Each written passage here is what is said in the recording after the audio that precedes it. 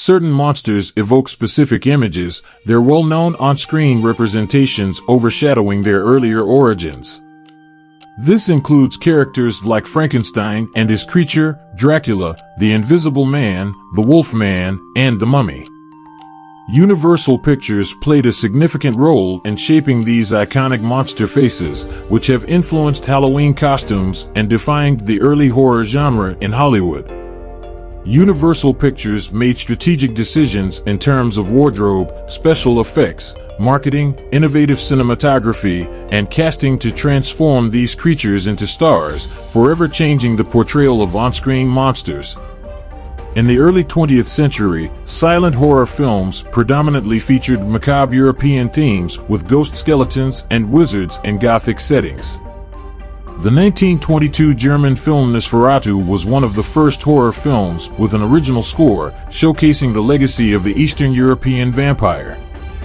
The true canonical period of horror cinema emerged when Universal established itself as a powerhouse motion picture studio. Founded in 1912, Universal initially saw success but faced challenges during the Great Depression. However, the studio found a solution in horror films, which allowed for tight budget productions by combining Gothic storytelling with creative camera tricks and makeup effects.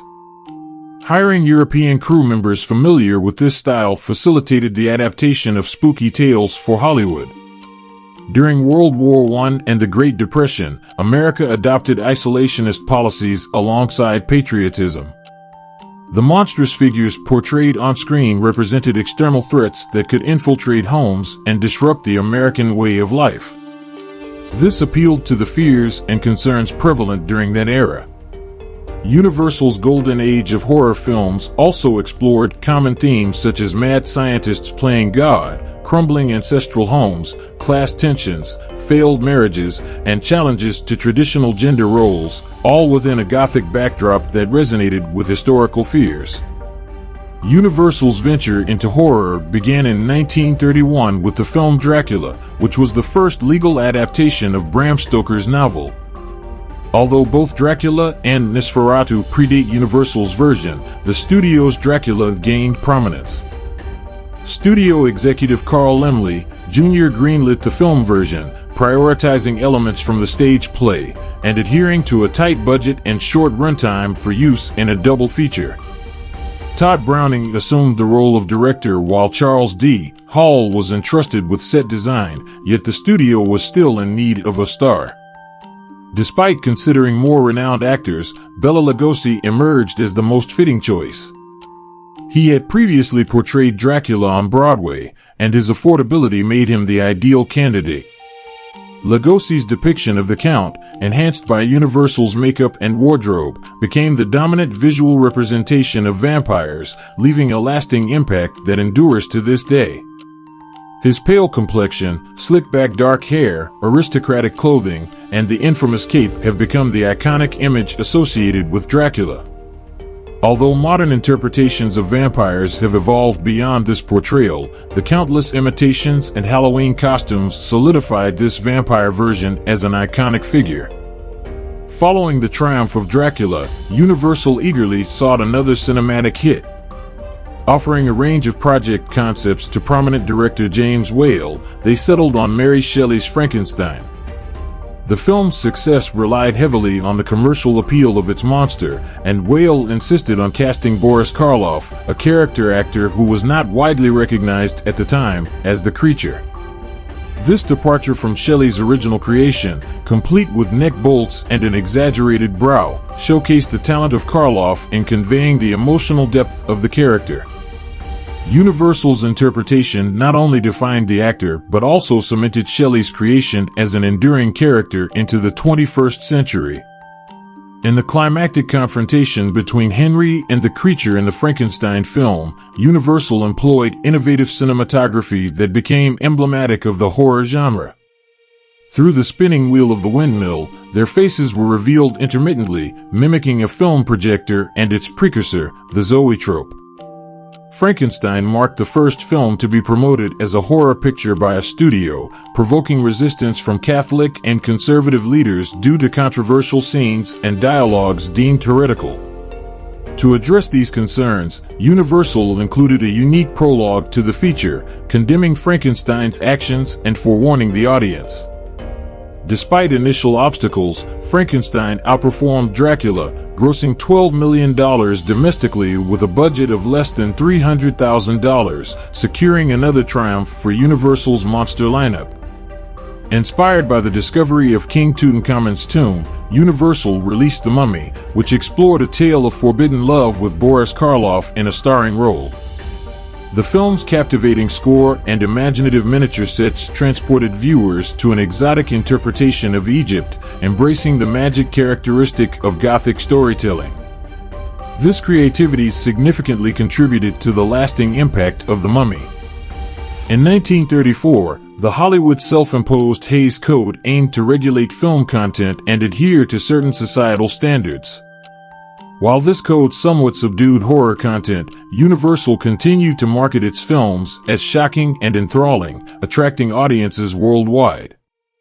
Expanding their horror lineup, Universal introduced The Invisible Man and The Werewolf of London, featuring striking special effects and adding 2 more iconic monsters to their repertoire. Although the monster genre brought considerable success, Universal faced financial difficulties and was ultimately acquired by Standard Capital Bank in 1936. Budget cuts and a focus on musicals led to a halt in the production of new horror content. However, this period also witnessed the introduction of horror sequels, opening new possibilities for the continuation of these iconic monsters' stories. Universal, eager to build upon their previous triumphs in the horror genre, embarked on an extensive endeavor, producing a plethora of sequels. Among these were Bride of Frankenstein, Dracula's Daughter, Son of Frankenstein, The Invisible Man Returns, The Mummy's Hand, The Mummy's Tomb, and Son of Dracula. These burgeoning franchises served not only as a creative venture but also a calculated financial strategy, firmly establishing Universal's dominant presence in the realm of horror cinema. With an established cast and crew, including talented makeup artists and skilled set designers, Universal's horror films adopted a distinct visual style that quickly became recognizable and consistent. The films featured repeated visual and technical motifs such as stormy weather, eerie laboratory settings, off-screen screams from female characters, grand ancestral homes, skillful use of shadows, and innovative cinematic techniques, all of which solidified their unique style. In the 1940s, Universal introduced a series of interconnected films to the industry, including Frankenstein Meets the Wolfman, House of Frankenstein, and House of Dracula. These crossovers brought together iconic figures like Frankenstein's creature, Dracula, the Wolfman, the Mad Doctor, and the Hunchback assistant, akin to an Avengers-style universe without the strict rules and shared history. Following World War II, audience preferences shifted, and the demand for monster movies waned. Moviegoers sought more uplifting content, leading to a decline in horror elements in films, which instead embraced the comedic potential of the genre. During the 1950s, Universal Studios, now Universal International, continued to produce horror films but began prioritizing science fiction in response to world events and evolving audience preferences. One of the notable additions during this period was The Creature from the Black Lagoon, a unique and iconic Universal monster. Marketed as the strangest science fiction thriller of its time, the film aimed to attract audiences enchanted by the newly popular genre while still comfortable with monster stories from previous decades. The Creature from the Black Lagoon, also known as the Gill Man, deviated from established lore but relied on the familiar trope of a monster with human-like emotions. The story unfolded in the Amazon, where the half-fish, half-human creature grappled with feelings of isolation and loneliness. This character's visually striking design and sophisticated makeup, directed by the talented Millicent Patrick, set a new standard for Universal's monsters. Additionally, the film featured remarkable underwater photography, a rarity for its time. The iconic status of a monster isn't solely dependent on its story, rather, it results from a collective effort by creators who contributed with specific intentions. The writers, actors, directors, cinematographers, marketing executives, special effects teams, and costuming departments all played crucial roles in shaping the iconic silver screen interpretations of Universal's classic monsters. Reflecting on some of the recent reboot attempts, like the 2017 film The Mummy, which featured prominent Hollywood actors and lavish budgets but overly relied on digital effects and franchise tie-ins, one may wonder if the departure from the original Universal monster formula contributed to its commercial and critical failure. The magic of the original films, after all, stemmed from the creative ingenuity necessitated by limited budgets, the evocative Gothic themes, and a focus on letting the monster and its story captivate audiences. One example that came closer to the original formula was the 2020 film The Invisible Man. With a modest budget of $7 million, a fraction of what The Mummy had at its disposal, this adaptation utilized the absence of the monster's visible form, emphasizing atmospheric tension and horrifying practical effects. Universal's monsters, in their heyday, defied societal norms and often embraced taboos that challenged conventional American social structures related to family, patriarchy, gender, and class. Although the golden age of Universal's classic monsters has passed, its enduring legacy remains a formidable presence, forever frightening and igniting our imaginations.